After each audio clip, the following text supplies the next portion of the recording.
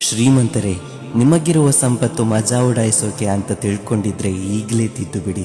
ಬೇಕಾಬಿಟ್ಟಿಯಾಗಿ ಆಹಾರವನ್ನು ವೇಸ್ಟ್ ಮಾಡುವಾಗ ಪ್ಲೀಸ್ ಅರ್ಥ ಮಾಡಿಕೊಳ್ಳಿ.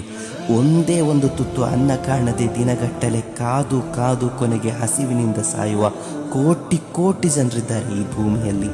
ಅವು ಇತ್ಆಮುನ್ ಫಿ ಯೌಮಿನ್ ذಿ ಮಸ್ಗಬ. ಸೃಷ್ಟಿಕರ್ತ ನಿನಗೆ ನೀಡಿರುವ ಸಂಪತ್ತಿನಿಂದ ಹಸಿದು ಕಂಗಾಲಾಗಿರುವವರಿಗೆ ಅನ್ನ ನೀಡು. ಯತೀಮನ್ ذಾ ಮಕ್ರಬ. ತಂದೆ ಇಲ್ಲದೆ ತಬ್ಬಲಿಯಾದ ಅನಾಥ ಮಕ್ಕಳಿಗೆ ದಾನ ನೀಡು ಮತ್ತು ಅವರ ಪಾಲನೆ ಮಾಡು.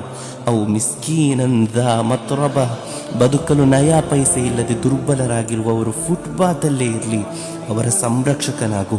ಇಸ್ಲಾಂ ಧರ್ಮದಲ್ಲಿ 1 ತಿಂಗಳು ಪೂರ್ತಿ ಕಡ್ಡಾಯ ಉಪವಾಸವಿದೆ. ಯಾಕೆ ಗೊತ್ತಾ? ಕೇವಲ ಆಚರಣೆಗಾಗಿ ಅಲ್ಲ. ಶ್ರೀಮಂತ, ಬಡವ, ಕರಿಯ, ಬಿಳಿಯ, ಹೆಣ್ಣು, ಗಂಡು ಎಂಬ ವ್ಯತ್ಯಾಸವಿಲ್ಲದೆ ಸರ್ವರಿಗೂ ಹಸಿವೆಂದರೆ ಏನೆಂದು ತಿಳಿಯಲೇಬೇಕೆಂದು. ವಕುಲು ವಶ್ರಬು ವಲಾ ತುಸ್ರಿಫು ಇನ್ನಹು ಲಾ ಯುಹಿಬ್ಬುಲ್ ಮುಸ್ರಿಫೀನ್. ಉಣ್ಣಿರಿ, ಕುಡಿಯಿರಿ ಮತ್ತು ದುರ್ವ್ಯಯ ಮಾಡದಿರಿ. ನಿಶ್ಚಯ ದುರ್ವ್ಯಯ ಮಾಡುವವರನ್ನು ಸೃಷ್ಟಿಕರ್ತ ಅಲ್ಲಾಹನು ಯಾವತ್ತೂ ಮೆಚ್ಚುವುದಿಲ್ಲ.